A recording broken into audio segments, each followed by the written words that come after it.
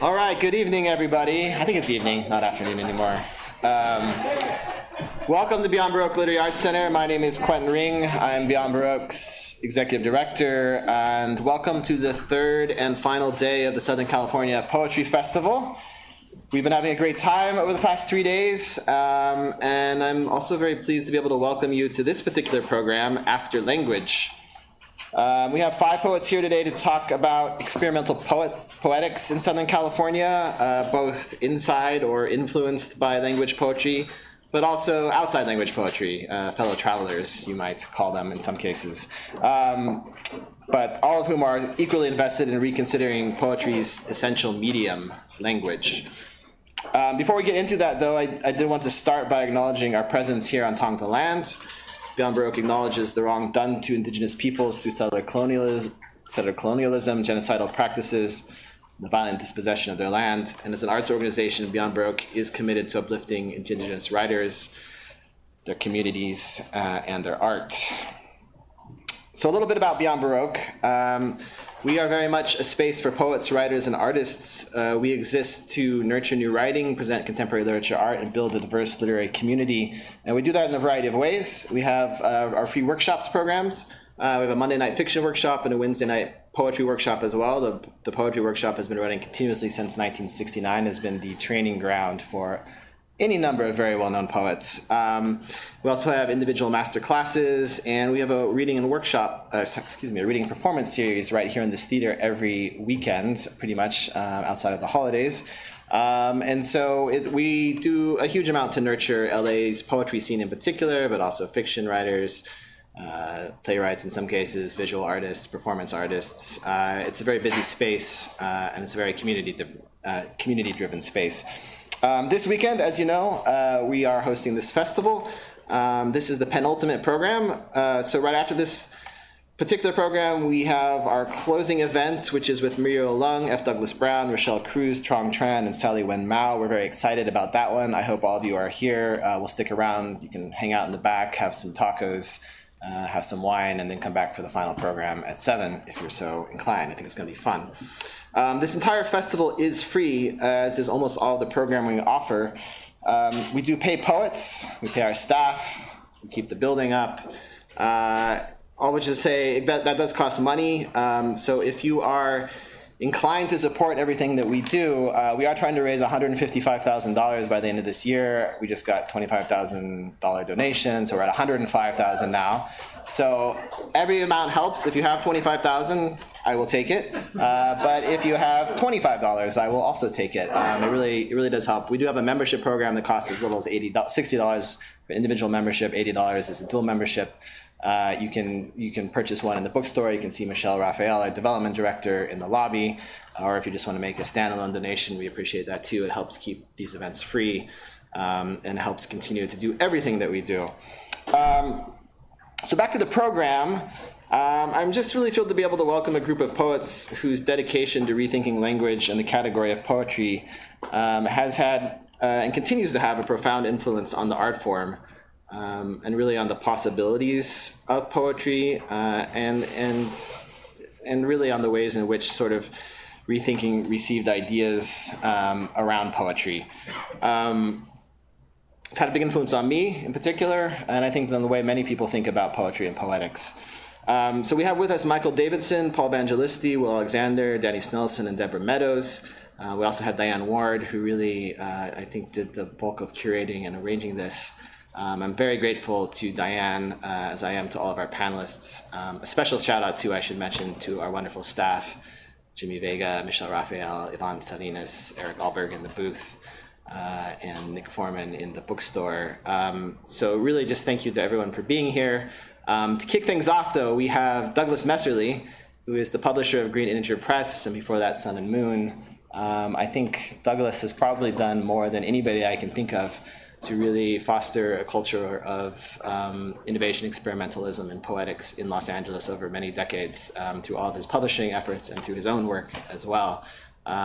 He's just a great friend to poets across the region and to Beyond Baroque as well. So Douglas is going to open and say a few words. We'll have Diane Ward up after that, some readings and a little bit of a discussion. So please everybody welcome Douglas Messerly. Thank you so much.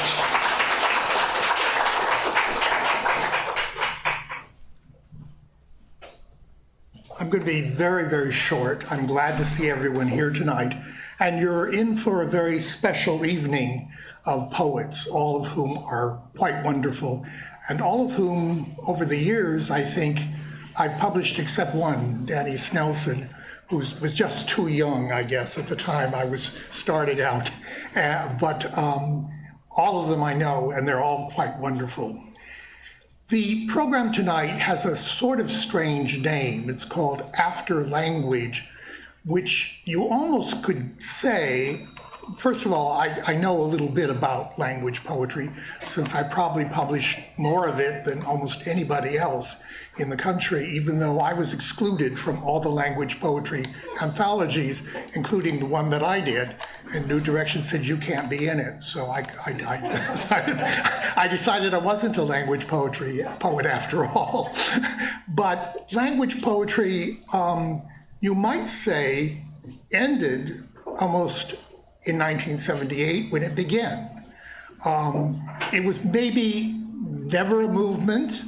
It was different groupings, one in San Francisco, one in Washington, D.C., one in New York, and then they sort of crossed over and moved around, of friends, all who were somewhat interested in interesting connections and interesting issues. So to say after language poetry, we could almost say that was 1979 or 70 or 80. That doesn't mean that language poetry had no influence or wasn't important, whatever it was. It isn't a thing, first of all, and you can't really define it. I've tried in 3 different books and have never been able to come up with a coherent, I've said a lot about it, but I haven't come up with a coherent statement. But one can say simply that, as Fanny Howe once said, I really appreciate language poetry because it showed me again and reminded us all that that poetry is about language and about form. And that's what's really important, that it took away a lot of the development that was beginning to happen out of the universities of narrative, storytelling, and just sort of personal statement, and brought it back in to the focus of form and language itself on some kind of meat on the poem itself, instead of just a vague, I did this, or isn't this a nice story that I'm about to tell you in lines. So tonight we have all poets who I would say are sense language poetry. I guess maybe Diane has been tied up closest with the language poets because we all love her so much. But beyond that, it really is a kind of amorphous idea. So it's kind of a pointless statement. What we can say is that all of these poets, in one way or another, are somewhat experimental, and they work with form, and they work with some kind of challenging idea of poetry. And so each of them are going to give a brief statement and read their poetry, and we'll all just enjoy the rest of the evening. Thank you.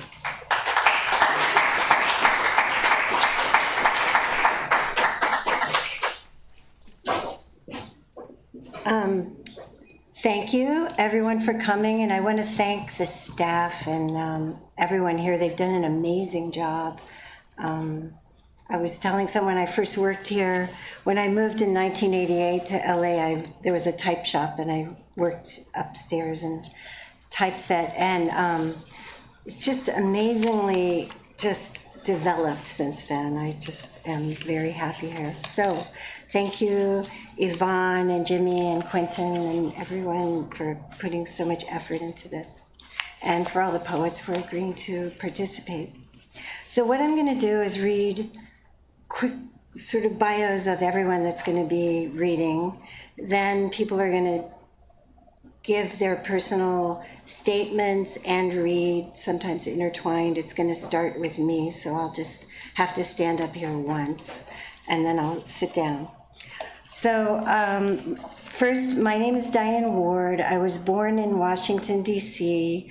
I have several books of poetry, including No List from Seeing Eye Books, Flim Yoked Scrim from Factory School, When You Awake from Portable Press at Yo-Yo Labs.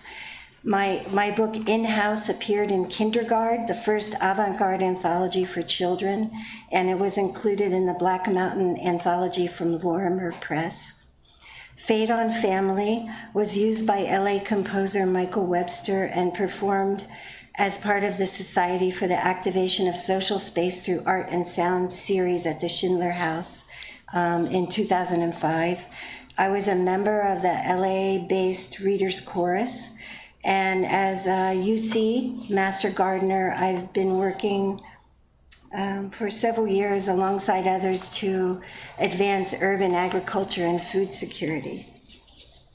So secondly, we have Michael Davidson, who is a distinguished professor emeritus at UC San Diego. His work is focused on modern and contemporary American poetry, gender and sexuality studies, disability studies, and deaf studies.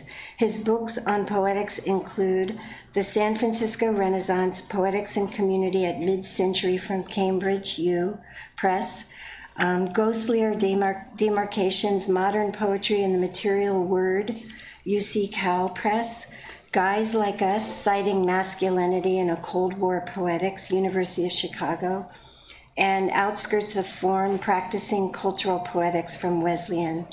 His work in disability studies includes Concerto for the Left Hand, Disability and the Defamiliar Body from the University of Michigan, Invalid Modernism, Disability and the Missing Body of the Aesthetic, Oxford, and Distressing Language, Disability and the Poetics of Error from NYU Press. He's the author of 6 books of poetry, including Bleed Through, New and Selected Poems from Coffee House, with Lynn Haginian, Barrett Watton, and Ronald Silliman. He co-authored Leningrad from Mercury House Press and edited the New Collected Poems of George Oppen from New Directions. Next, we have Paul Evangelisti, who's the author of more than 30 books of poetry, as well as a noted translator from Italian. In 2020, the collection Motive and Opportunity was published by Shearsman in the UK, while in 2021, Liquid Prisoner appeared from Lithic Press in Colorado. Recently, his collaboration with artist William Serra, Fragment Science, was published by Edizioni Ilveris, pardon my bad Spanish, Italian, in Milan. In 2015, he edited Amiri Baraka's posthumous collected poems, SOS Poems, 1961 to 2014, for Grove Press. He lives in Pasadena. And next we have LA-based psychic futurist Will Alexander, who's a poet, novelist, short fiction writer, playwright, aphorist, visual artist, improvisatory pianist, poet in residence at Beyond Baroque, and blurbist when occasionally called upon. That's the first time I've ever used that word, blurbist. Next, we have Danny Snelson, who's an editor, writer, and archivist working as an assistant professor of English and Design Media Arts at UCLA, where he also serves as faculty for the Digital Humanities and the Game Lab. His entry to poetry was through Craig Dworkin's freshman seminar on constraint-based writing in New Jersey, where he began work as a scanner for the Eclipse Archive in 2004, which he has written about in a recent article for Post 45 entitled An Elegy for Jimmy and Lucy's House of K. From Eclipse through his grad study at Penn, he's worked as an editor at Penn Sound, Ubu Web, the EPC, and other language-centered digital initiatives, which he explores in his forthcoming monograph, The Little Database, A Poetics of Media Formats. These online collections also serve as material for his creative poetics practice, which remixes, reworks, and revoices archival documents from language poetry and the historical avant-gardes toward new inventions that appear in a variety of poetic and aesthetic media platforms for scholarly play. And finally, Deborah Meadows, who grew up in Buffalo, New York. After graduating from SUNY Buffalo in philosophy and English, she moved to California, where she taught for many years. She's an emerita faculty member with Cal State Polytechnic University Pomona, lives with her husband in LA's Arts District, Little Tokyo, and has published over a dozen books of poetry, most recently Neo Bedrooms from Shearsman, Lecture Notes, a duration poem in 12 parts from Blaise Vox Books, and The Demotion of Pluto, Poems and Plays, from Blaise Vox. So I am going to start out by reading a short statement and doing my reading. And so we're going to all do our statements. Some people have intertwined them with their readings, and some people are making them separate. So here's mine.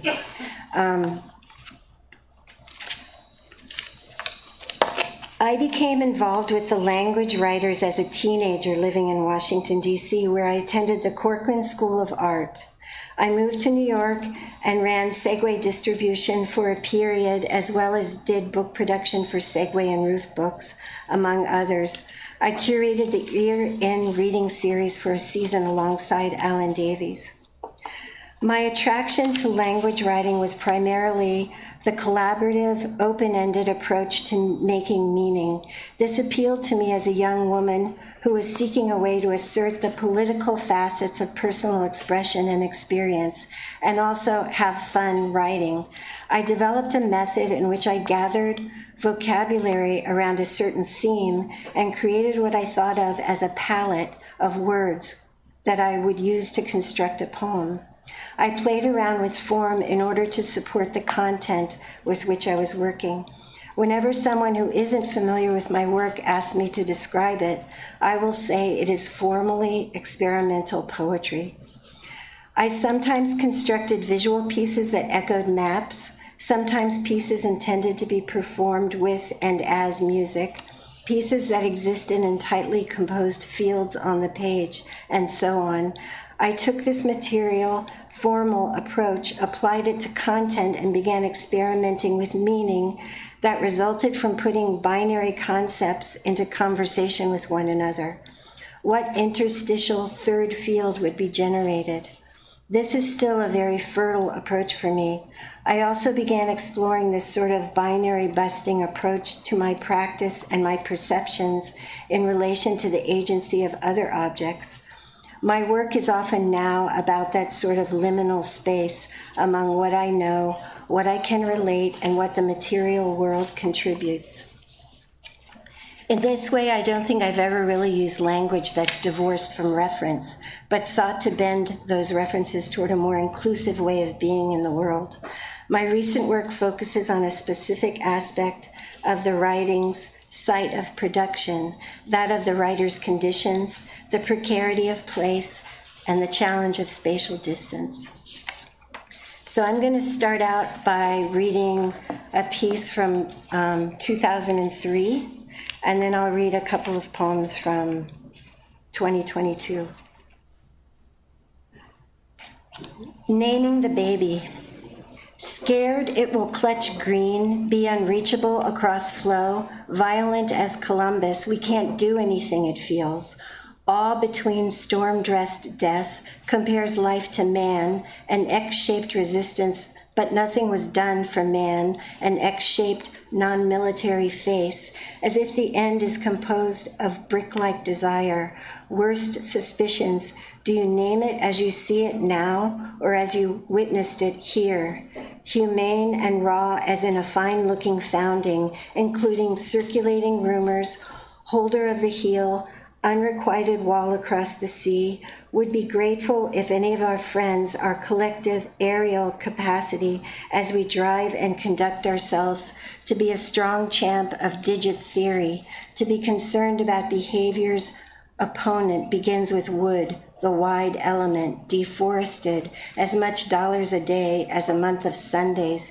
People out there who do not wish us indeterminate intention of heaven's outstretched hand. Birth month, when a rocket was fired, coiled mass of barcodes spell out emperor. Hunters hoping their darling defeats unbound dread. Most dangerous is out of place. Sucker annihilated, so he prowls. Ask what I am doing, who am I? Hides humanity. That first bloom of love, haunted by day-to-day extreme, point weapons at residents, defend the pearly turnstile, urgent issue behaviors will allow the darling to defeat unbound dread, and our children in our streets as they ran alongside our convoys. O prosperous spear, I'm worried we will be hit. Awe between rehearsed death. Get into our homes. Our businesses sucker annihilated. We prowl in place. Fed up with the barriers. Indeterminate intention of heaven's outstretched hand. Reason to maintain a strong displacer. Instead, a street in the middle, encircled by glory, talks into its radios and peers, struggle-like. We seemed lethal in our quaking, our supreme subsistence immaculate, simple, choices we too might make. Many child soldiers act manly, both prevail in a harsh world. Like him, penniless, defenseless, a darling who defeats the unbound dread. Of weary acceptance, what can I, indeterminate intention of heaven's outstretched hand, use a bag printed with cartoon figures, grown in the same way, the same root as man. Victory people left us history. We both prevail in a harsh world. The least 7 people living on the strong stumps of digit theory, vagrants and beggars, too late for the prosperous spear. Victory people left only the vaguest concrete history, grown in the same way, the same root as man, shock and sorrow with the arrest. Can we hide a human, cut deep across class, during the day but deserted at night? Unreachable across flow, violent as Columbus, jaded by reports of violent crime, meaning carried by the wind, demanded answers, ability to succor annihilated. We prowl out of place, have never been seen before, the same way, the same root as man, a symbol of both. There does not appear to be any darling who defeats unbound dread, though social cleansing, perhaps. Haunted by day-to-day extreme, child, love the group that provides protection. Displacer, victory people, left only a hazy silence. Indeterminate intention of heaven's outstretched literary hands, who makes choices. To continue an X-shaped resistance on sidewalks where so many remain in the streets, darlings who defeat unbound dread, our name veers to cut across classes.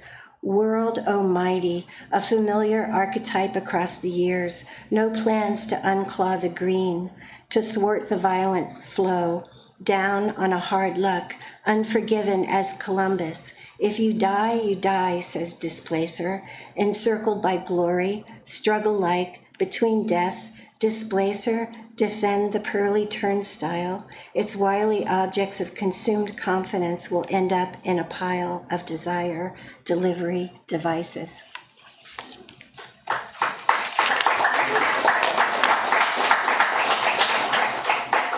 So this is from 2022, and it's called Things Fall Together. It's for Terrence Winch, who's a Irish-American poet who's in DC and a great musician as well. Things fall together, and look for the Deborah Meadows quote in here. The roots ask the soil for distant pathways to water and minerals, collapse absence. The center cannot detach. Voice nodes are loosed, unsinkable fisheye loosed within ocean body. Containers disappear within containers. Attention depends on a swaying dexterity, turning throughout a feedback rotation. Simultaneously, 5 o'clock when we hear our blue tears. Dents appear in the documents. Entry by entry, the wind deconstructs to a stop-motion hold. They deplane unexpectedly to sink into the soil. Self-love drowning in organic baubles. an unraveling back and forth, then drowning on the surface. Demystify the underfoot. See the deciduous trees for all the absent leaves, the defenestration of Prague, the defense of the coastline, full-throated decolorization of the rose-tinted, the swinging descent of the chariot, the declaration of literal instability, high tide lines, grown without love causation, leafless plants speed the mechanical accumulation of cotton balls, dissolution of the Soviet Union, the decolonization hand and the decarbonization hand, demonstrating crowdsourcefulness, mob depolarization. Words seep out like spitting images, and one image discharges itself. Departures from a parallel universe. Don't do this, somewhere is held still as our holdout hope. A desert spoonful of sensibility of a plasmic transformed into a product, detachable ocean completed. Around us, what contains us surges. Delight in everything. Shadows slink below bottom. Depends if it's low risk, not low kill. Again and over again, as ex-dependents we gaze at the remote and hard to influence. Centuries of waves, sounds as effects. No sound depicts the universal, but the effects of warring. The shift from nightmare to silence. Between the indoors and the online, at least the ear touches the intimate demotion of Pluto. Not gone, stillborn in fact, in the bracketed past. And I'm going to finish with a poem for Jocelyn Seidenberg called Pollination by Wind and Water. Large numbers cluster on elevated branches, clouds dry up there, pollen wafts. There's a stigma in the air. I said more then than I say now. Notoriously unpredictable like wind. How can we count on the wind? That's the transport, the truck, the common mode drifting like small forgettable flowers, carrying large amounts of wasted pollen. Water will carry it away. Fire will enable the water. It's all dissemination ribbons. Weeds who form female flowers on long stalks to reach the water's surface and fly above the under male parts, floating independently, tiny sailboats. Spores grow to attach to rocks and stay there, following the threads tangled around what's swept up. Okay, thank you.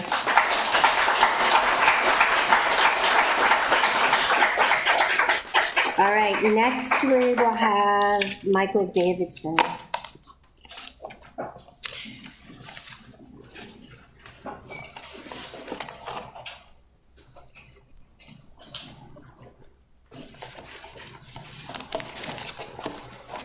Well, it's really great to be back at Beyond Baroque. I want to thank Yvonne and the staff at Beyond Baroque for getting captioning for this event, which I need in order to understand the conversation.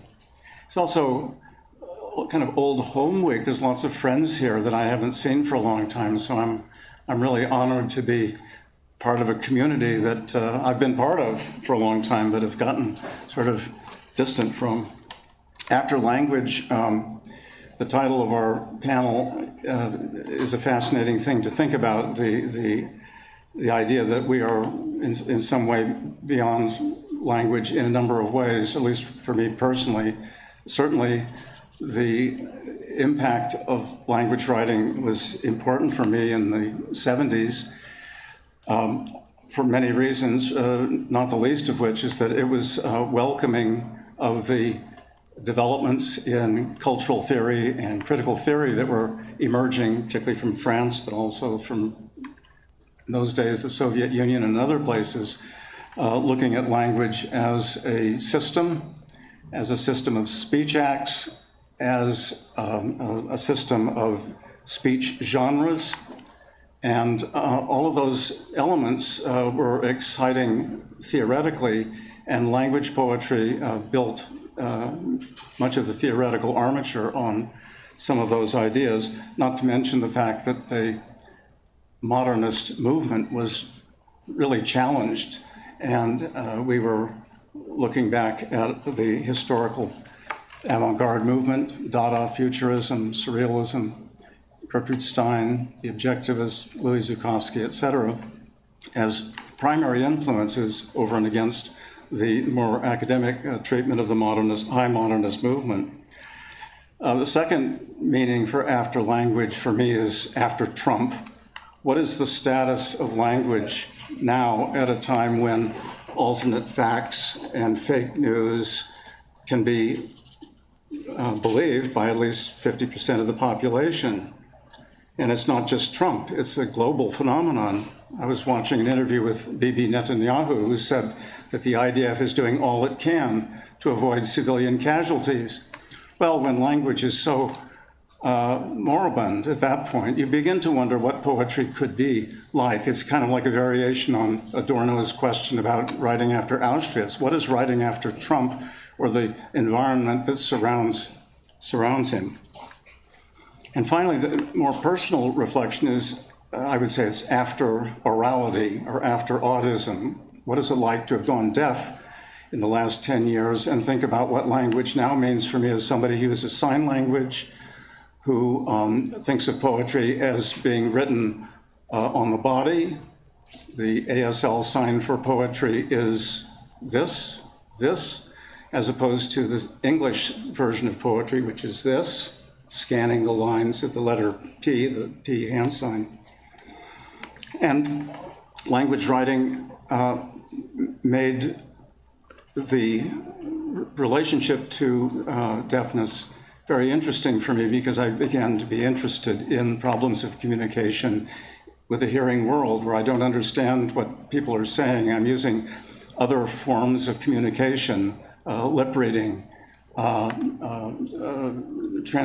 transcription, captioning, and so forth. So for me, voice is now located as a kind of distributed phenomenon among different platforms. So anyway, the poems I'm going to read were written during this period when my hearing was declining, and they attempt to sort of engage with the social and cultural meaning of language in a largely hearing world.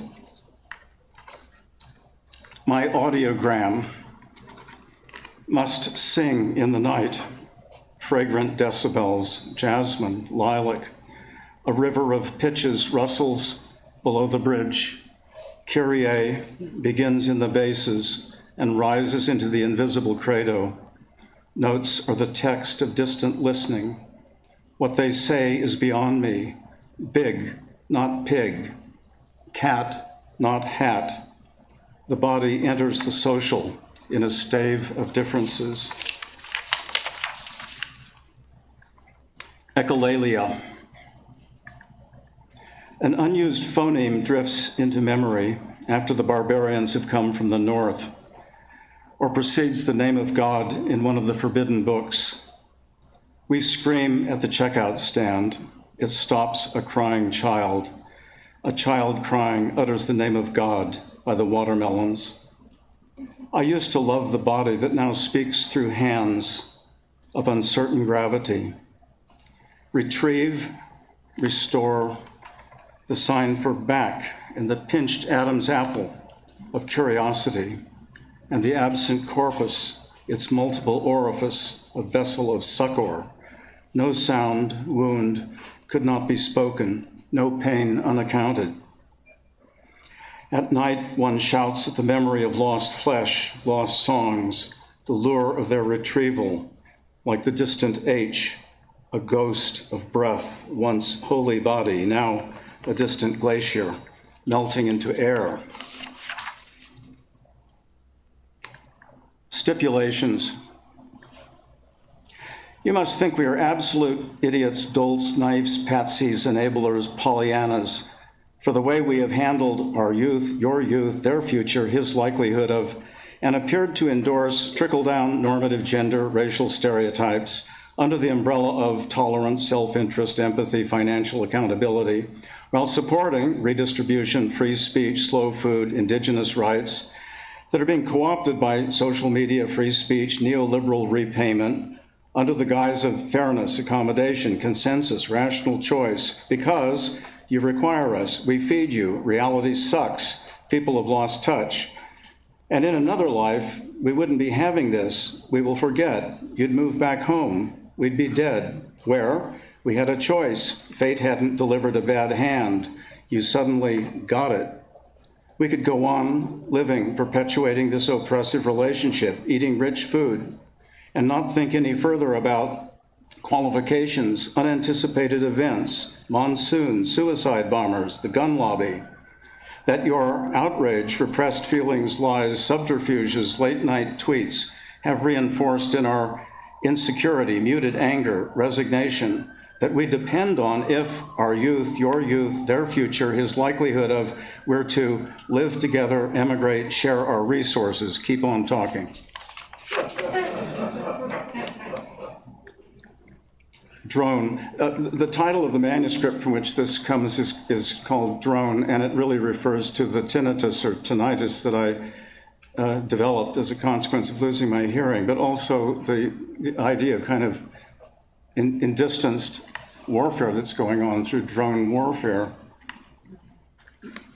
A robust and boisterous clamor for noise in pitches against this gray drone where bleak departs from fleck or belt. Inflection is a distant horizon. I cook peppers interrogative is not I cook peppers, yet they stay inflecting air. In 3 weeks, this steroid panopticon stares back at a largely visual display with the occasional pop of a door or ping of some timer telling me fish. A phantom stands oddly poised in the doorway, oddly human. So that verbs fall away. Why use them to describe motion when objects fall on your head and make a hollow noise? The drone captures silence in its slithery net and disperses water around the cochlea. The shell hears the sea, they say. But humans are phantoms holding money and desire through conversation. Their shirts crinkle with gladness. Their skirts rustle in a novel. The sex scenes used to be on my side. Now they lie on the page, hugging the margin of a once body, now mannequin. Waking in fog, padding down to the machine, I dream of tires rumbling over macadam, cherries crunched, and Janacek, intimate letters, so quiet without pitch, yet vigorous in pursuit of dance and nation. I defer to those clanking guts that growl in the lower registers and claw their way through the exotoses to the coil and then to Idaho. Dream of diving into clear water over milfoil to swim in a rhythm of one stroke. This is intimacy one speaks through and reciprocated makes a noise. The body is a hollow and words follow, as if you're having a conversation with yourself. It is a gray alphabet, but you get to choose.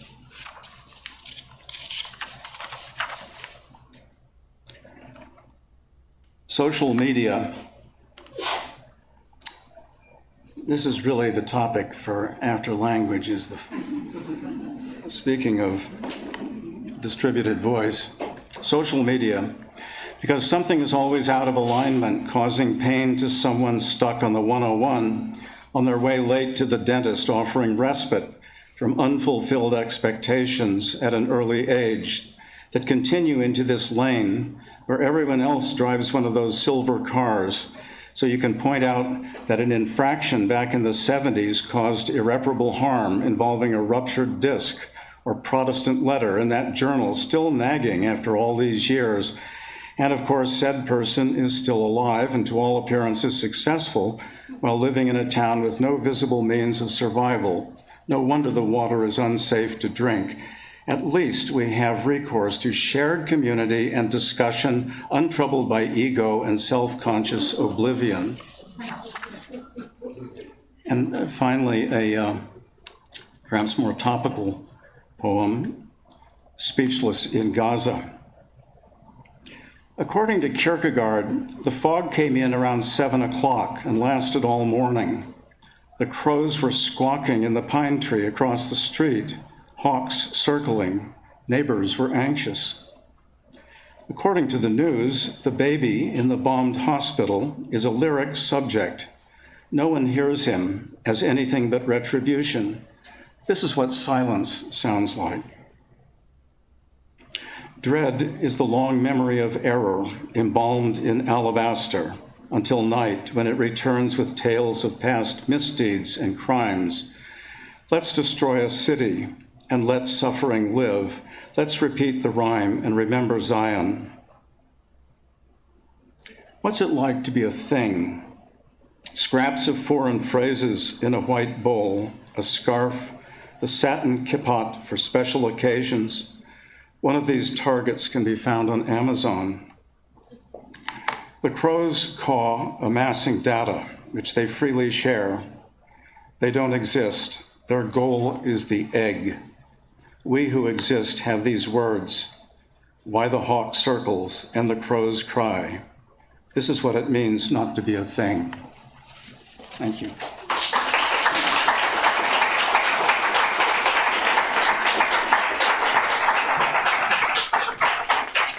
Thank you. Paul Vangelisi.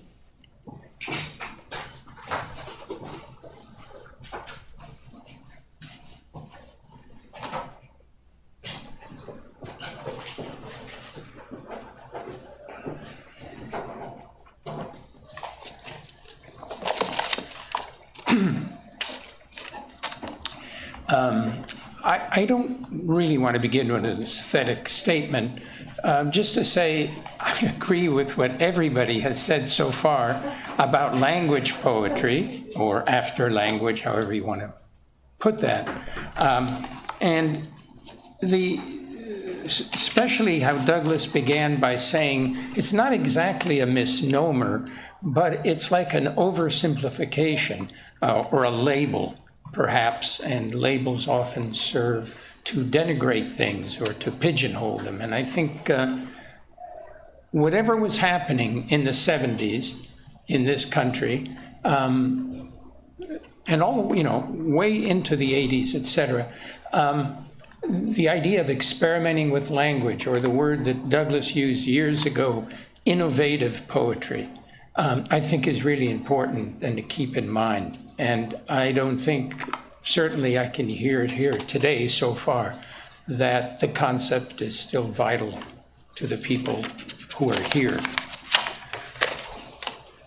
I'd like to read from a book called Motive and Opportunity, read one poem, longer poem, it's a poem in parts. And one of the things, when I came to Los Angeles in 1968, I moved to Venice and then quickly went inland. And one of the things that I found important, I guess, in writing in Los Angeles, and I find it in many LA writers who I admire, and not necessarily admire, but the question of geography, which is extremely important for me. This poem begins with an epigram from Carrie McWilliams, who perhaps wrote the greatest book on Los Angeles, called Southern California Country, as a subtitle, An Island on the Land. And he says, very much a place that refuses to know itself.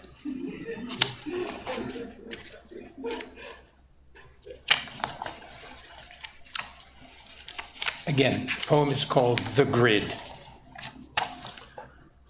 Unending summer's idyll, with breeze seeping easterly, avenues and empty streets enlisted, north to south, east to west.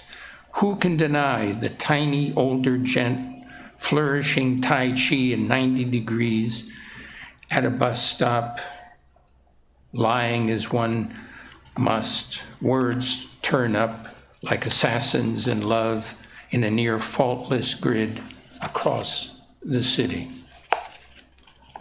The girl's as good an excuse as any. Air follows light in the logic of August. and pretext spells dodge, a once upon a time word few would ever think of tuning. The grid's funny as it gets, meandering through a drunken forest. "Hold the onions, please," exclaims the jealous widow. Some days he thinks, some days. Butterflies don't tell much, all things to the contrary. Habits are simply habits. Sleep rounder than the moon, the girl and the grid. Rounder habits, please. Beware the ever-constant moon, and the first thing coming like the Mojave Desert or the appalling name of Red Rock Canyon. A new world collage for valleys of different sizes, and an even smaller arroyo from where I speak. In this wayward basin, it's mostly emblems and another name for the previous girl. The island's visible only to aspiring, and confidence spells money in the bank. At stale summer's end, most brutal of seasons, skill and technique repeat the drunken forest. Out here, the con's always on, with jaded syncopation and a tattered backbeat. Stale, summer, drunken skill. Sometimes one can hear the whistle a-blowin', had there not been a child or the end of the war. A tui, one supposes, melanzone chrysalis, knows the morning well, bath, briefest song, and thin parting tsui. One's confidence of the tui, chancing the sluggish burbling of a fountain, the hillside barrenness. The name calls like Red Rock Canyon or the missing girl. Tui.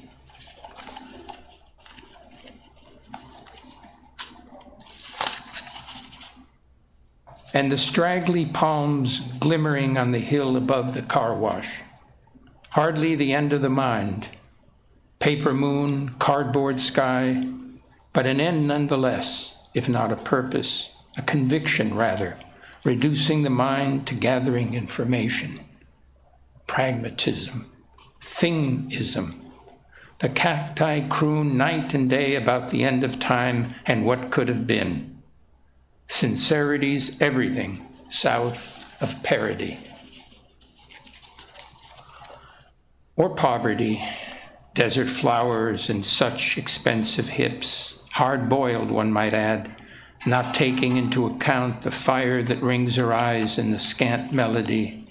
The recipe, of course, given silly sex or even sillier dying. Linger here a while, before the stale night and a westerly breeze now entirely missing. Like our assassin, most deeply in love, shot clean through the heart, sitting on the crapper. Is it stone that's moral or the song? The birds have just about finished as the morning heats and the light swells each corner of the garden. Nature, we are taught, maintains amoral, like the scrub jay on the porch, weighing what ought to be most apt of the 4 peanuts on the railing. Does or must he pick? And why a lusty shriek to announce each choosing? Soon no sound but a gurgling fountain and the occasional truck wheezing uphill. Is it truly suffering or the shame of suffering that endures? To catch fire in a word or two, la musica imperfecta, who waits in the garden, there, not there, a shadow beyond the porch.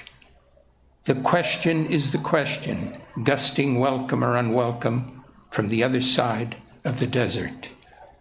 Here, not here, a far older melody. Poetry anticipates thought as of course technique and the wind in love. As our dead turn up, whispering at a bus stop in their delicate sense, traffic's not a question or likely name for a sequel, as we know little of the composer Franceschini's birth, 1730-something, and equally little of his death, 1790-something. The logic of August following butterflies through the jealous forest. Fire in the garden, rounder than the moon. A corner in shadow. Is it song carries one so far, or the singing?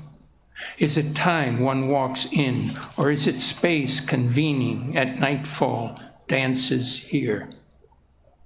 Is it a melody, or none one fixes so early of a morning, repeating the order of thought, of steps taken to a dim waking? Fire, night song, dancing this far. Thank you.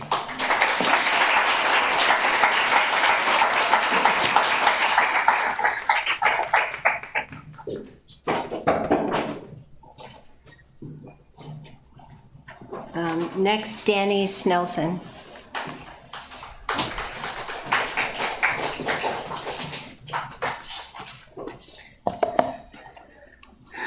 Great, thank you. I'm so thrilled and honored to be here. I have a technical setup that is held together by some chewing gum, but hopefully it works. Here we are.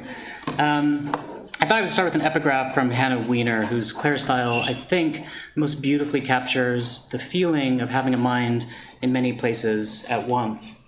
Here, mostly, been drinking cucumber juice for calcium, I'm calcium deficient, don't omit Palestine, go to the Shot's bedroom, Bob calls through a window, use his cucumber, blender, can you, Bob, don't forgive Reese. And also, try to stop writing. Substitute yourself for another person. I stopped. Just a little reward for your patience. Palestine. Try to reverse substitute your sentence structure. I reads Bruce Andrews. I shuts up.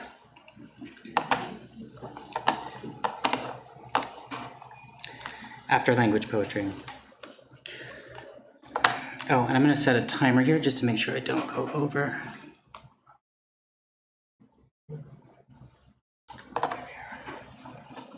Let's see. Uh-oh. Yeah, precisely what I was afraid of. Here we are.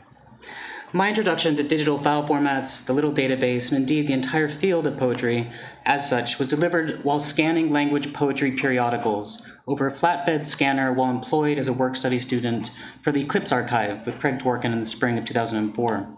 Of course, our icon here is an homage to the occlusion of sun and moon, with great thanks to Douglas Messerly. Intertwining little magazines with an archival poetics of the scanner, reading in this way requires oscillating among print artifacts and digital objects that are transitioning through unstable states. Their transcoding processes track diverse modes of reading. You check for errors in the scan, you dawdle with compelling poems, you try to keep the spine intact, you follow inter-issue debates, you stray into search engines, you tend to bibliographic data, and then you post it all online for some future use. My understanding of language writing emerged in the gaps then between slow form captures of magazine spreads on glass platen, as though the digitization of the page might stand in for the mental images these sessions produced. In remarkably designed work of data journalism by the Allen Institute for AI in collaboration with the Washington Post, readers can explore a visualization of content crawled for Google Bard's use of a corpus called C4. This is short for the Colossal Clean Crawled Corpus. Alongside tech blogs, fanfic collections, shadow libraries, gaming discussion boards, and patents documentation, C4 reveals that it has been subscribing to our Eclipse periodicals from the beginning, including, of course, the entirety of Language magazine, which does present just the littlest trace in a large language model, just 0.00004%, or 6.7K tokens within this corpus. And yet, I would like to imagine that these experimental magazines from the 1970s still whisper their contents even while embedded in these massive neural networks. The discovery of the fact that Eclipse had been eclipsed and absorbed by large language models like ChatGPT drove the project that I want to share with you today. Every word in language has been absorbed by the black box readings of what Mashinka Hakopian calls other intelligences. Its minuscule proportion of the model glitches the large language model's proclivity for what I consider a type of plain vanilla vernacular, a lingua franca of internet stylistics geared to pass the Turing test via passively normative expressions. The models bend toward the hollow stylistic thieves that Johanna Drucker has beautifully and speculatively imagined as poetry phages, a kind of textual gray goo. Insofar as the cluster of writings and publications around language cohere, it is through models of language that work against uncritical forms of linguistic transparency to instead surface the, quote, artifice of absorption. It clusters, in other words, precisely in defiance of ChatGPT's normative poetics. So, in language, I use ChatGPT to produce a facsimile edition of Language with a Difference, prompting the large language model to rewrite the contents of the magazine to speculate inward on its own algorithmic poetics. Here's an opening piece, a kind of advanced find and replace after the great Larry Eigner. Approaching networks, some calculus of everyday life, how figurate algorithms. No really perfect algorithm, anyway, among some thousands or many of distinctive or distinguishable search results, while according to your capacity, some minutes, days, or hours, 2, 4, or 6 people say, are company rather than crowds. And for instance, you can try too hard or too little. But beyond the beginning or other times and situations of scarcity with data, words, images, more and more dense around you, closer at hand, easier and easier becomes generation, remixing, increasingly spontaneous. And one I got willing enough to stop anywhere, though for years fairly in mind had been the idea and aim of long as possible works about like the desire to optimize or have a good, various algorithm never end. Then, like scrolling down a feed, noticing things, a poem would extend itself. A type of language game that plays with the transformer, putting it back through the traces of language deep within its own training data sets. I prompt the model to produce pieces in language in conversation with their situation in the large language model. Essays from the magazine on free association shift toward meditations on statistical diction and stochastic parrots. Manifestos on art and language bend to proclaim a poetics of deep learning algorithms. Reviews of recent poetry books update to internet publications at scale. Pattern poems enfold computational pattern recognition, what Hannes Bahor has termed operative ekphrasis, the way that these models have word and image literally conjoined. Among a wide range of special effects that transform the original set of writings within the format of the magazine. I prompted it, this trained version of my language little model to give a self-portrait, and I think I like the forehead, Ablem Langoise Poutry. Writing through language in this way, like Benjamin Friedlander's applied poetry book Simulcast, I aim to create a text whose origins have, quote, exaggerated legibility. Language preserves the material layout and stylistic register of its source in order to interrogate how it might model unseen vectors within AI-generated language poetics. Indeed, poetics after language. It is also an invitation to the reader to prompt the model differently, to render new vectors for periodical reading at the human-computer interface. So I think I have 4 minutes left, And I thought maybe we could write a poem together. Like, instead of reading, I thought we might be able to just use this model a little bit. This is one of my favorite typeface. It's called Helvetica, but it has two L's in it, so it's just Helvetica. Okay. So here we are. This feels like an improv show. What kind of poem do you guys want to write? What's that? Inferno? Oh, like a Dante-esque? Great, okay. All right.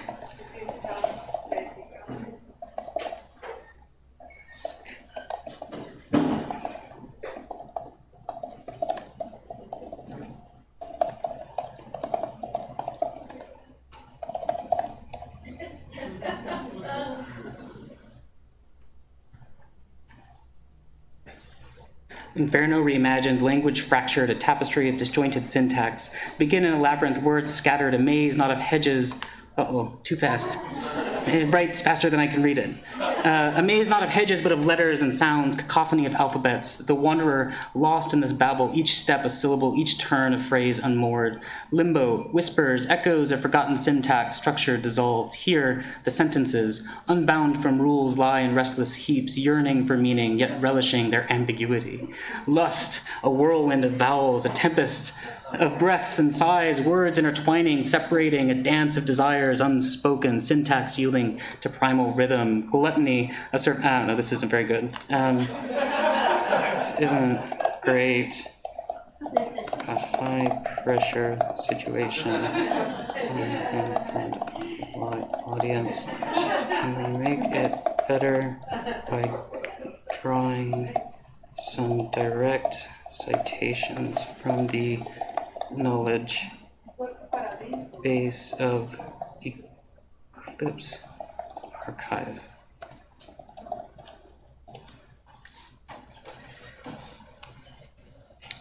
Okay, it's searching his knowledge. It's good. It's very helpful. Hope it doesn't let me down. So one of the things that I've been thinking about a lot as I've been teaching and increasingly thinking about AI literature is how much it's a dialogue, it's an ongoing conversation. It's not you give it a prompt and it produces something. You might have read this article that Margaret Atwood published somewhat recently where she found that it just couldn't make a very good Margaret Atwood story. And I think mostly though, she's just ignoring the poetics of prompt craft, the poetics of having a conversation or structuring these kinds of models to be able to respond. Here I'm really hoping that, in this project and in this longer publication initiative with L doesn't equal A language, I might be able to surface some of the language poetics that do lie latent deep within these models. I've asked it such a question and it's searching. I can only improv for so long, language. Oh, here we go. Yes. Drawing from the fragmented yet profound essence of language poetry, especially as reflected in the Eclipse Archive, a Dante-esque poem from this perspective might unfold as follows. Oh, it's going to give me an outline. Inferno's echo and language's maze. Begin at the world's end. The clear sentence, the world ends. The clear sound, the water made. Inferno's gate rewritten, not a warning but a declaration, a boundary where clarity ends and chaos like water begins. Okay. It's up to blue to say, the vocabulary learns to lean. That seems like, I feel like I can hear Charles in that. Here, Dante's precise terza rima is lost to the blue, the color of depth, melancholy, the unknown. Words lean, slant, their meaning shifting like shadows. The world makes sense once a sentence. Oh, that's a good one. Water is made of thought. Thought extends throughout the sentence. Thought as sound of itself. The sentence says itself once. Say it, through it. Oh, great. Yeah, let's print this poem.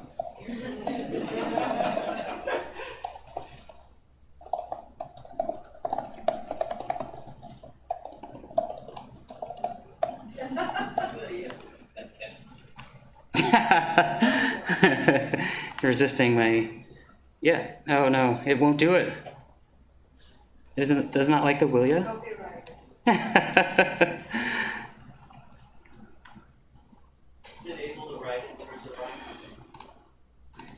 Oh, most certainly, yes. So it's actually quite good at rhyming and keeping structures, metrical structures. It's quite bad at being disjunctive. What's that? ChatGPT is bad. Oh, it's really a matter of prompting. Anyway, I don't want to take up too much time, and my time is up here. I want to offer this as a tool for all of you. I made this public just before our event, so while I'm trying to demo it a little bit here, I think that you'll find that the joy of playing with this kind of thing and the revelation of its limitations, be they metrical, be they political, or be they semantic, can be found best at the interface yourself. So thank you again. Very glad to be here.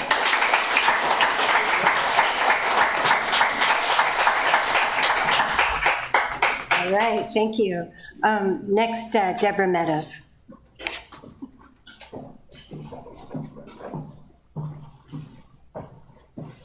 Thank you, Diane, and Yvonne, Salinas, and everyone else. I'm going to stick to the transcript that was requested, even though we tend to go off script, right? This is from a newer work, Neo Bedrooms, for theater lovers, a found poem. Film noir, fatwa, patois, wawa, memoir, new star, Renoir, peg noir, red car, pissoir, farquhar, coffee bar.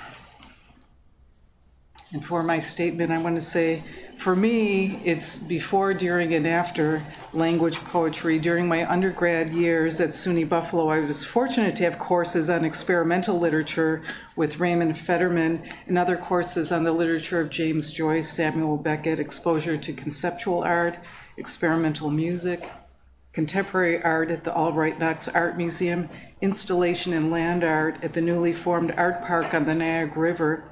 Those are the shaping influences in my life and understanding of experimental art and literature. So years later, when I encountered the works by language poets, I thought of their work as another branch, a welcoming branch under a larger grouping of experimental literatures. I'll read from my work that uses Melville's Moby Dick as a seed text, and that Douglas published 2 segments of that as a way to read through or to write through an earlier work, but with today's critical considerations and burdens. Another example of recent work is James Sherry's The Oligarch, written through Machiavelli's The Prince, an impulse that's not entirely new, but maybe was made more emphatic by language-influenced poetries and experimental literature. And so this is an example of excerpt from The Theory of Subjectivity in Moby Dick. Chapter 126, frequency, strange wind, dying calm, trade wild for carved Romans. Ahab did not hesitate to deck Christians with none. Peculiar tones coming from water fall from faces in a heap. Structure of portent, and evil in the future, mounted thus, for they declared circumstances, reading a seal's cry, broken cord, drowned sailor. A lid implies body as witness to cobbling beneath carpenters, dignity box at buoyed air, eclipsed signs of late. His coffin can endure bedsteads I forgot, no caps at sea nor job shop stash or lee. One speaker displays local pikes abroad, novel structure, cyclopic or encyclopedic. Chapter 127, on the state of the novel as a coffin. Fiendish old scamps had clapped enough to institutionalize their tapping. From cabin to shop, believe in sufficient music, in caulking or sounding out the unpronounceable. Hark, all things come right with a test upon waters for central lines, radiant riggings. How immaterial are all materials. Tick time beats against the hollow structure of measured time. Philosophies benight me as things I do more conducive to symbol, as turpentine is to carpenter's plans and twilight conduits from this world for which we measure stilts and pier piles, moorings, marks. At one point in Melville's Moby Dick, the narrator refers to Rabelais' Gargantua, and so there's a similar treatment here, and I'll read an excerpt again from Thin Gloves. And this is on page 65, 50 to 51. Why have there been men for whose clemency, speech, arches, and barriers, remembrance of victor and vanquished were purchased? Furious, the region of fried loads competing for creed, dogma toward being spices its civet cats. Deliver your posterity now. Persons profusely detained made scenes not equal to virtues made nil. So-called this war was undertaken against my will without any hope to increase either my goods or renown, page 143. Our Pancratis, our Kissinger, our Powell, I am sorry, administration on cue covets facility and confidence with checks and reprehending trouble, praised and delivered as one bad trash, as far as great antic, goblets, candles, tasks, bowl in a clear rock, so others.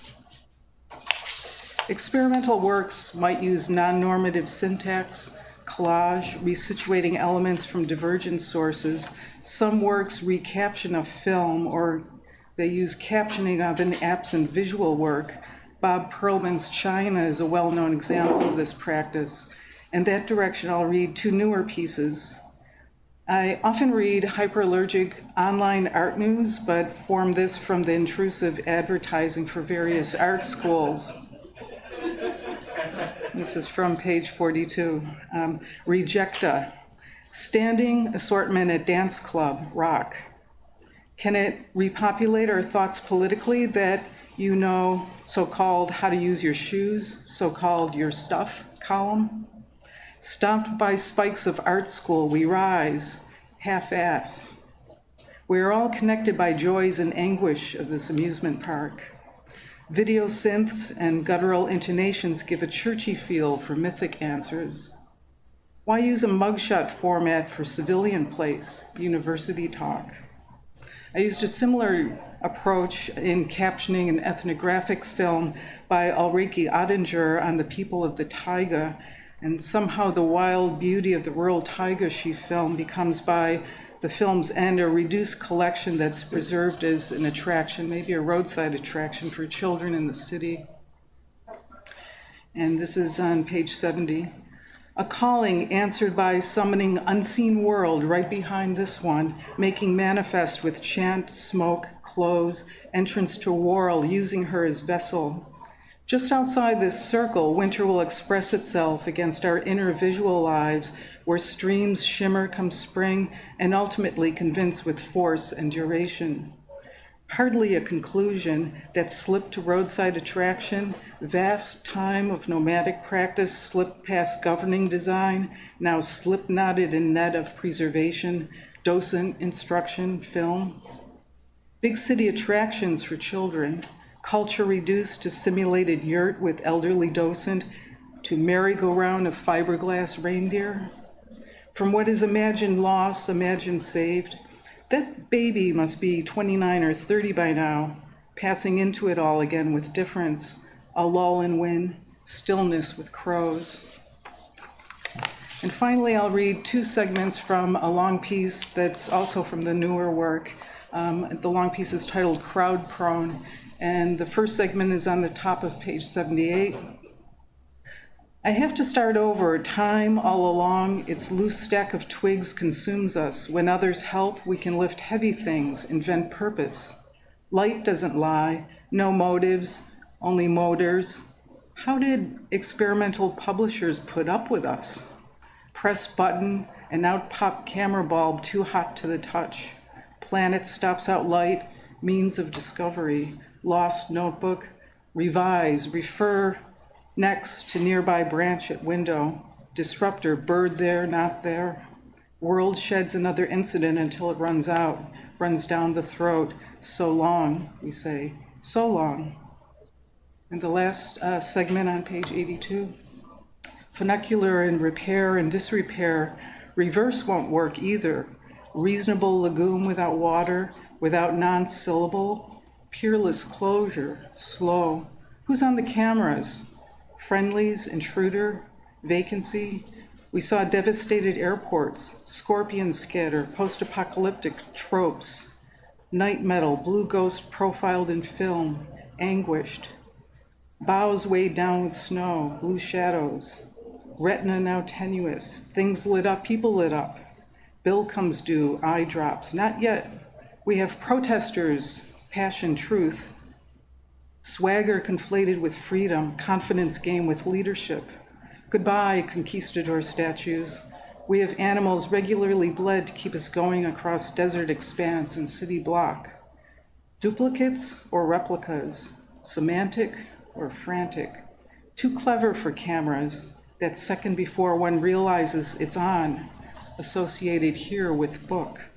Thank you.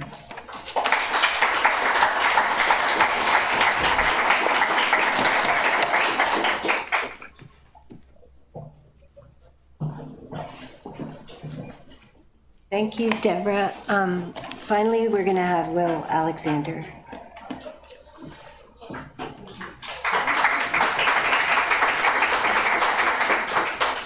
Thank you, Diane, and thank Quentin and the staff for organizing this event.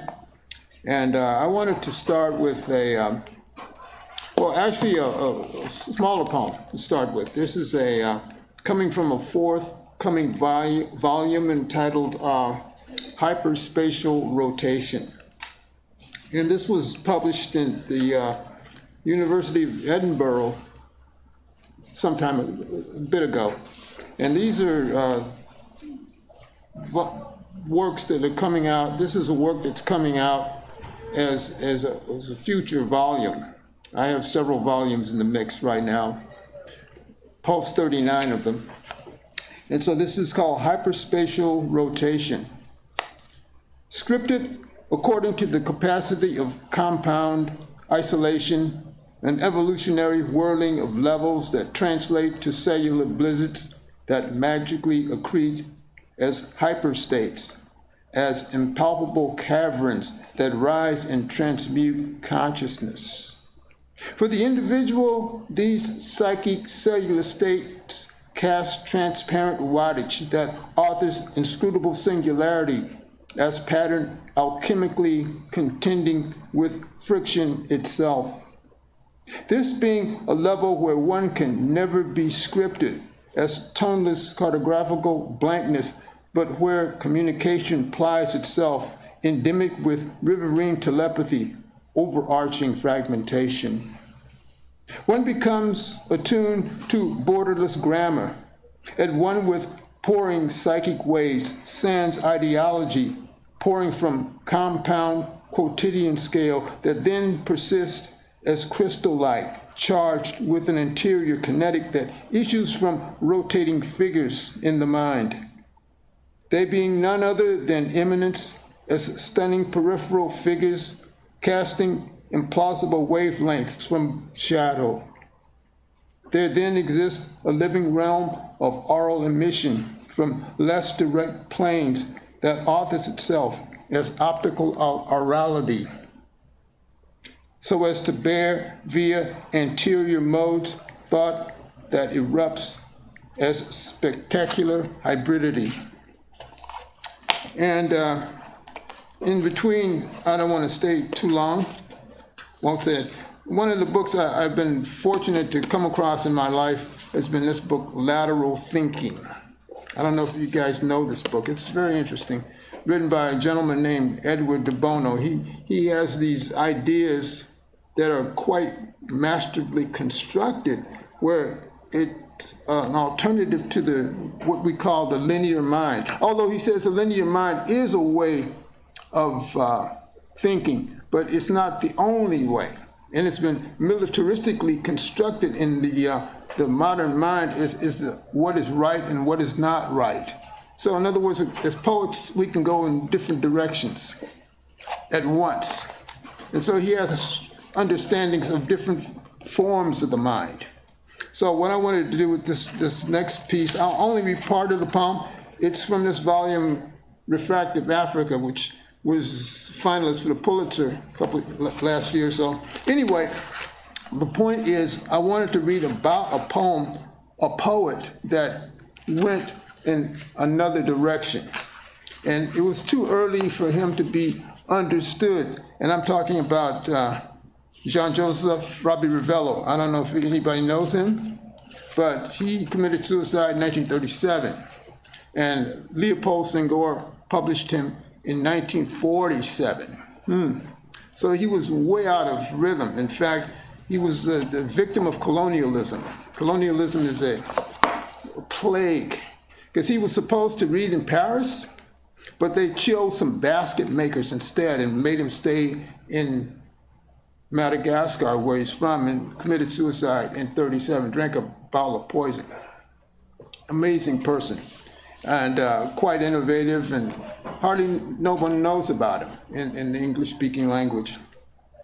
And this is, I'm going to read part of the poem because it is a long poem from this book, and we're just going to do a couple pages here.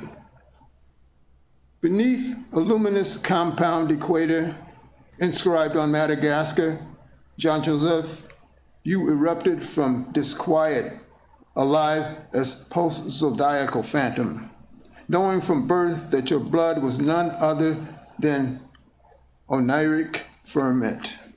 As the black glass maker, you possessed invisible lingual beauty, having somehow risen above mange Eden wrath and exposed its perjury by the mere fact of living. Colonial wrath through refraction singed your shadow through negation, lit a fire of riot in your system, tempestuously self-veiled from itself via beatific blizzard, via inspiration as spiraling apogee, as transpartisan inferno, striding through bedlam via your living moment as insubstantial ash, as momentary doctrine. Your roaming strewn with Caligula's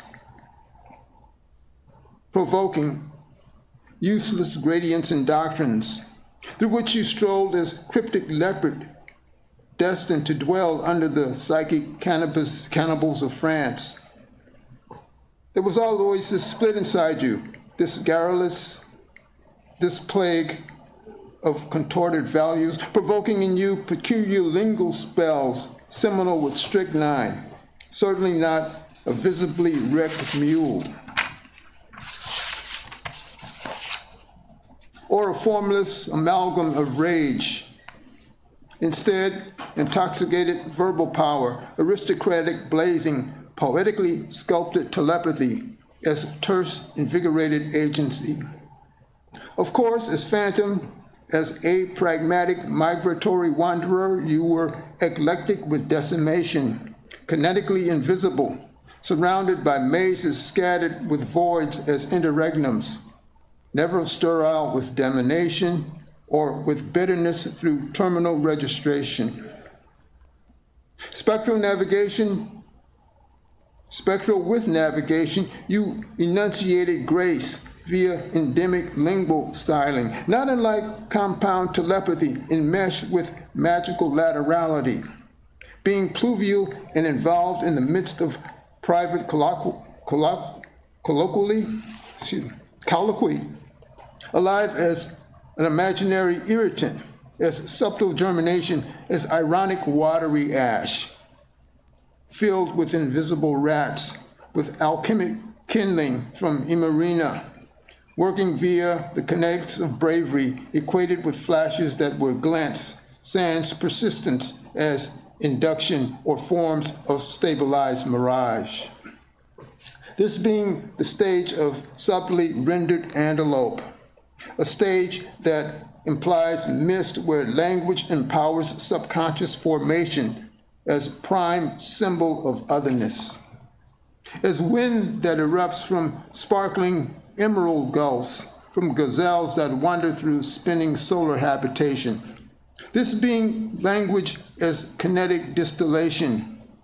And you, Jean-Joseph, continue to roam as otherness, as presence that squares itself with elements that raise and sunder carbon, as if our whole solar family had curiously slipped beyond existence itself.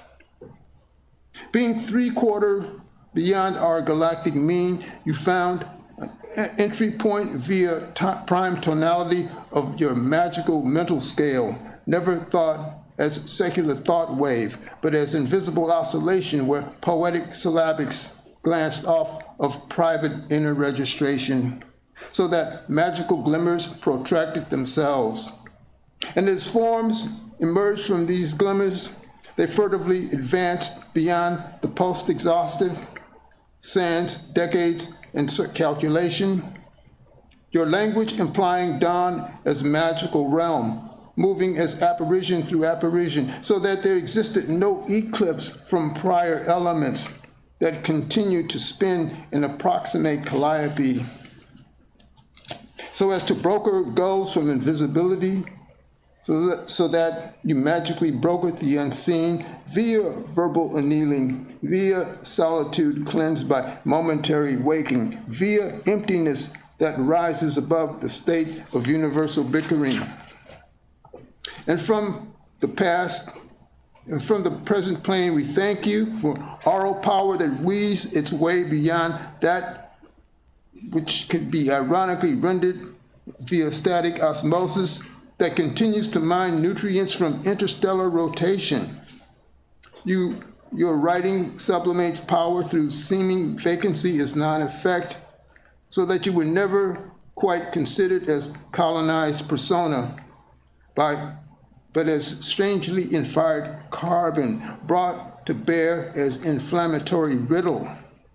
John Joseph, poet, gambler, spell chaser, collector of numerous female sirens, seducing reality by inflammatory crystal, by phonemes spun from eclipse and fire. As you counted sapphires in your sleep, yet all the while forced to pose as a fifth-rate character who characterized the French with their stumbling and deprecation that promised your transmission to Paris so that you could have composed wave after wave of lingual onirics, suffused by unsullied macaws and cobras as magnificent declaration by Madagascan royalty, igniting subconscious states of indigenous cadastral power, always your language woven with the ubiquity of saffron. This was the Madagascar of the Hova, with their self-instilled panorama, with their fertility as living dossier uninvaded by tenebrous dimensional forces.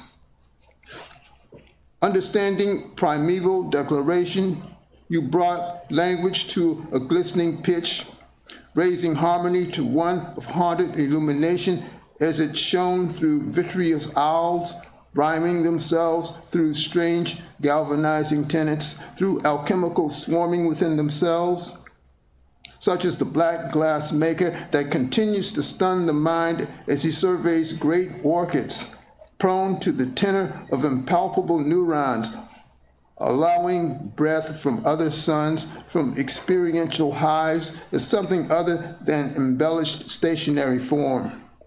The maze of your oral lens like a curious technical property, stunning like aromatic tundra casting unseen formation. Unlike protracted optical spell or overextended immersion evolved as recitation, being zeal as lingual inhalation, as magic mesmerism, as insistence, scintillation that investigates its own fragility, all the while tinsel with its curvature of tissue and moisture that burns, that elliptically probes beyond the realm of ashen cinder postings that instigate transparency. For instance, I think of turquoise lemons that blaze as eminence,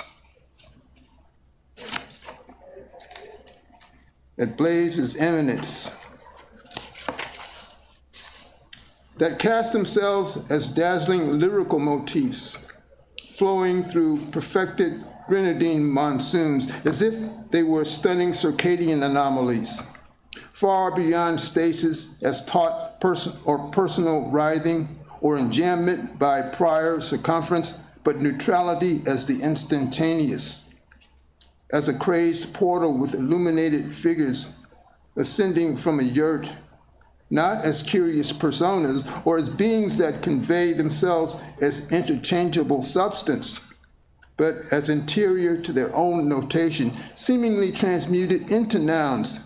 Thus there exists no stasis, no problematical limit, primed by geriatric condensation, by wizened, audacious claim, studied by fractional constants. I'll stop there, and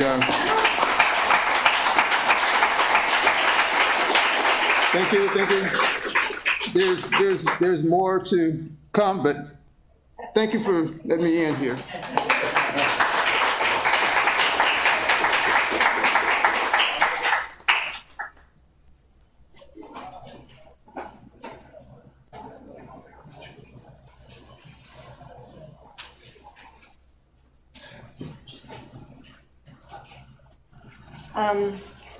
Typical of experimental writers, we've gone over time.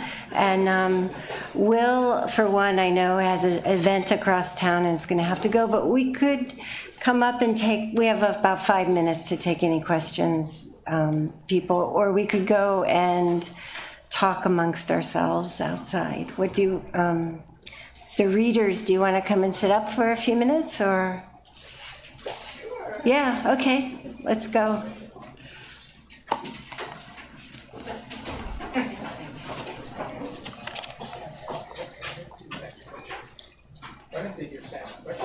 Okay, that's fine.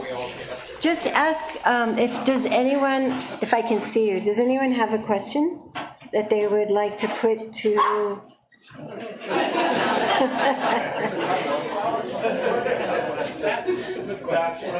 One? Yeah. Two? Okay, go ahead. She had her hand up first. Yeah. In the cartography of the reading, I enjoy passages from surrealism to symbolism, but I also observed a lot of the formalists, the fragmentation of language. Okay, you heard me? Yeah. Okay, and I remember reading something about Slavsky and structuralism. So when you readers are writing, you writers or poets are writing, do you think about these forms, these theories about language? Does anyone have? How do you approach? I'm interested on process. Yeah. I'll take it and maybe pass it down. And Danny might have something to say. Yeah, go ahead. Go ahead, Deborah. Yeah. I think Michael touched on how many of us are influenced by critical theory and are concerned with linguistic theory and political critique. Some feminist, post-colonial, and other things that intersect concerns with race, class, and gender, equity issues. And Danny, yeah. I happen to have written a thesis about structuralism in language poetry, so it's something I've thought about a lot. And I think one of the things I use quite a bit in getting the model to accurately sound like a language poem is tell it to invoke a bunch of like high French theory, Wittgenstein, and the Sapir-Whorf hypothesis. And somewhere like in between those things, if you kind of extract those citations, you get something of that character. So, I mean, I think it's like well known that that's like a big defining feature, I think, of this particular literary movement. And as far as like simulating or historicizing it, I think that's like one of the like maybe undercovered defining characteristics. Do we have time for one more, you think? Just one more. One more. You can't have the mic over there, just speak up. Speak up, yeah. Just real generally, Wittgenstein's, going from picture theory and then into language games. Your thoughts on that? What have we said? Where are we going? Are we back there?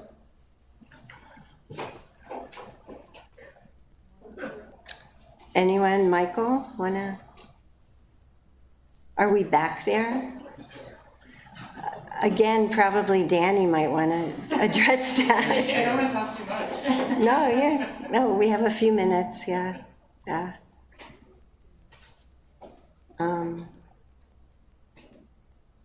I personally don't have much to say to that. I mean, games and language have been a big part of, you know, the language writers since I've been involved in it, but, And I think there's also a self-consciousness and formative nature of things. So there's been a big question of authenticity. Right. You know, that's really performed also. right, And so there was a cracking open of originality and authenticity. right, which is a big part, It also yeah. changes the way we read. Yeah. Well, I'm sorry, but I think that we have to stop now because there's another panel coming up, but we have more, we can talk outside and in the courtyard. Thank you to everyone. Yeah.